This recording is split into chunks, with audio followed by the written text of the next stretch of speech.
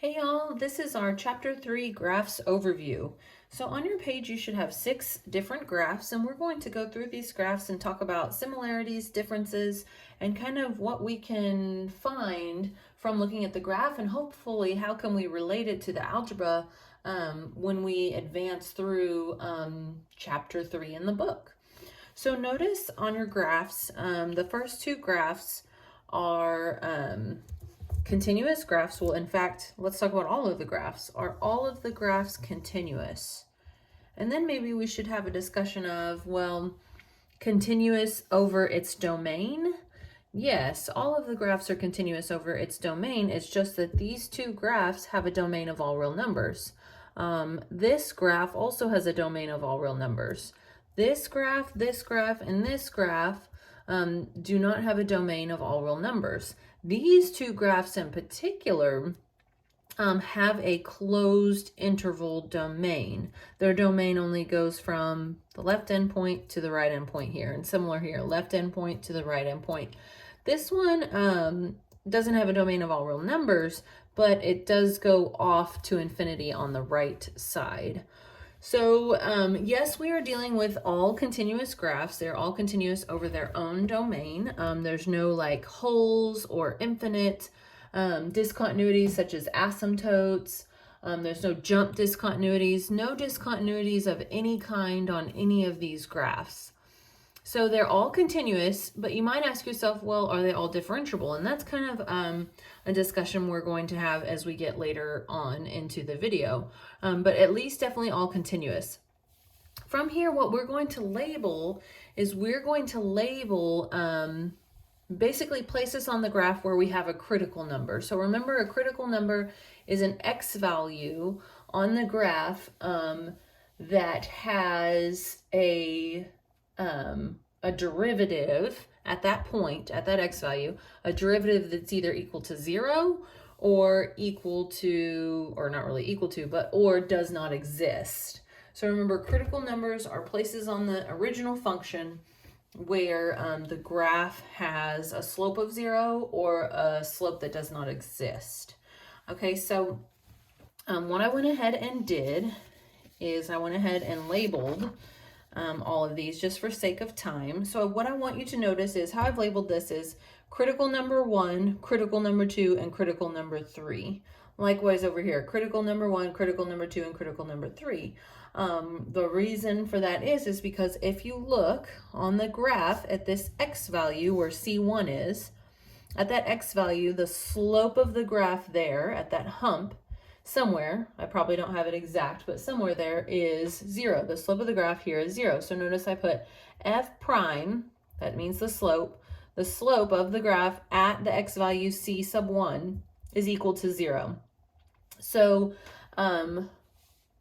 not always, but sometimes, not always, and so this is a good picture because you're going to see places where it is and where it isn't.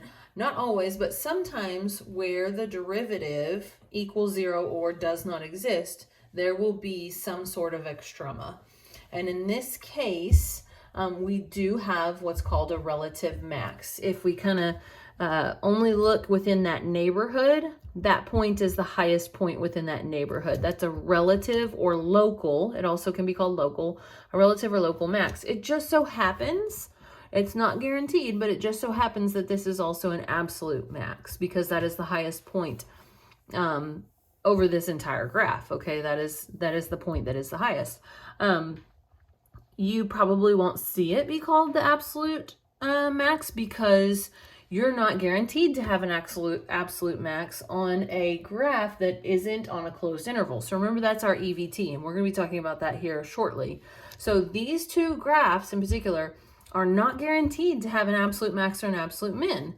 And that is because by the EVT, our condition that has to apply is we have to be looking at a continuous graph on a closed interval. And while these 2 graphs are continuous, they are not on a closed interval. Okay, they go on forever to the left and to the right, as you can see. So be aware, relative extrema are interior points. Definitely something you want to get down. So we have a relative max here at C sub 1. We have a relative min at C sub 2. So notice I put f prime of C sub 2 equals 0.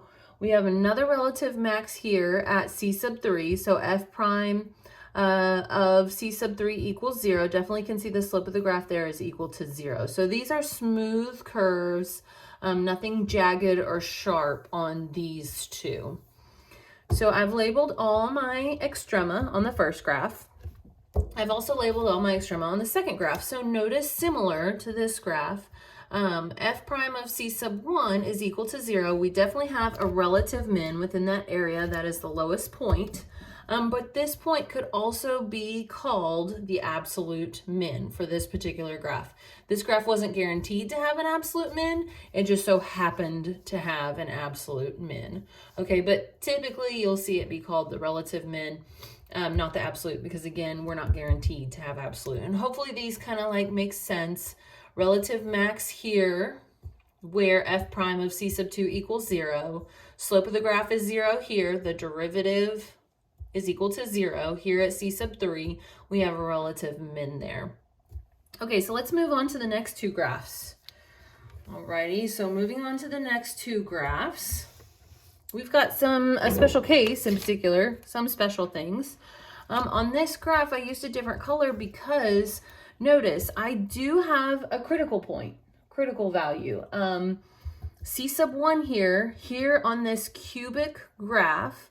So not all cubic graphs, but some special cubic graphs will have kind of what's called a saddle point, where it kind of levels off for a quick second, almost acts like it might turn around like a quadratic, but then it says, no, I want to be different. I want to go up. Okay, so some cubic graphs kind of get flat there. At that turning point, if you will, gets flat there, and we do have a slope of 0 on the graph at that value, that critical number C sub 1. Okay, so f prime of C sub 1 equals 0, but notice just because the derivative, the derivative equals 0, just because the graph has a slope of 0 at that point, will that always mean that you have a relative max or a relative min? No.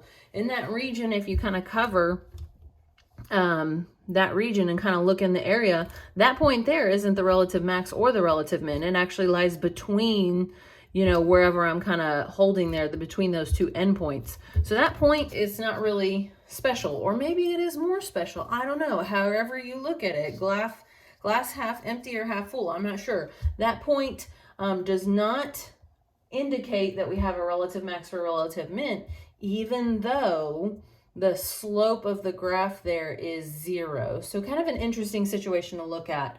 And again, EVT can't be applied to this graph because we don't have a closed interval. Yeah, we're continuous, but we don't have a closed interval. So we're not guaranteed to have an absolute max or min on this graph. And same for this graph.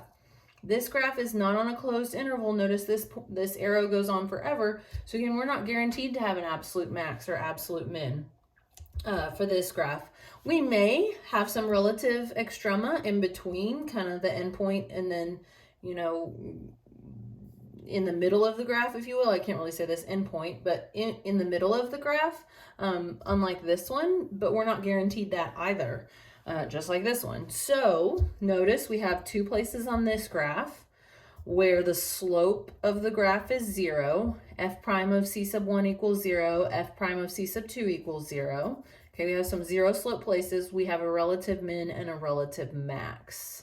And that's just kind of based on the visual for now. Here soon, you're going to learn the calculus to not have to look at the graph to be able to tell if you're dealing with a relative min or a relative max. I bet you can kind of tell because look at the slopes as we approach the relative min. As we approach the relative min, the slopes of the graph are negative, and then all of a sudden the slopes from 0 go positive. And then vice versa for a relative max, the slopes are positive and then they go negative. So that's kind of what we're getting ready to talk about as far as when we look at the algebra for the derivatives and whatnot. Okay, so last two. All right, so the graphs below, notice I kind of sectioned them off. The graphs below are the only two guaranteed to have an absolute max and an absolute min by the EVT. Why? Well, they're the only two graphs on the page that are not only continuous, but also they are both on a closed interval. So notice endpoints, no arrows on either end. Okay, so the graphs below are the only ones guaranteed to have an absolute max and an absolute min. Now, what I don't want to confuse you about is just based on these two graphs, I should have changed one. But on these two graphs, it just so happens that the absolute min and absolute max occur on the endpoints. That's not always the case, okay? Like if I would have drawn this graph and like omitted that part, like say I didn't even draw that piece, say this was just my graph, then in this case, my absolute min would still be here, but then my absolute max would also be here. Do you see what I'm saying? So it's not always the endpoints, and this would still be considered a relative max as well. It's just that it is also the absolute max. So it kind of has two names sometimes. So just be aware, based on my graphs, you might think that your absolute min and max always occur at an endpoint, but that's not always the case. So that's why we have the candidates test that you learned in video 3.1. So for the candidates test, remember, you test endpoints for their height. You test the left and the right endpoint, see how high they are or how low. And then you test all critical numbers, all critical values in between those two endpoints.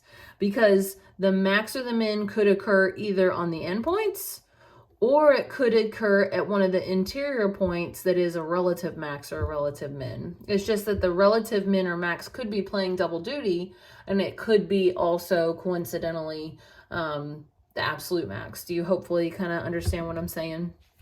So again, that's if, like for an example, if I just completely didn't draw that piece at all, if it ended right here, that point right there would be the absolute max of this graph, that interior point. So just be aware of that. So I've labeled these. I'm sure it kind of makes sense. These are kind of follow what we've already done. These two are a little different because for C sub 3 and C sub 4, it's not the f prime equals 0, it's the f prime DNE. Why does f prime not exist here at these points? Well, that's because we've got sharp turns. We've got sharp turns here and here. So kind of those sharp, jagged turns indicates that the derivative there does not exist. Okay, and this is another special case, kind of why I did it in a different color. We have a vertical tangent here at this point at where x equals c sub 1. We have a critical value. Okay, so f prime of c sub 1 does not exist because the derivative doesn't exist when we have a vertical tangent. So we have a vertical tangent here, and notice that does not mean that we have a relative extrema there. Okay, so no relative extrema here. So just be cautious of kind of that as you're working. Like understand that every single time you get a critical number, it doesn't mean that you're going to have relative extrema there. Okay, so I think that's all for today. Hopefully it was good to put a picture to some of what we've been learning so you can kind of visually see what we're doing. See you soon.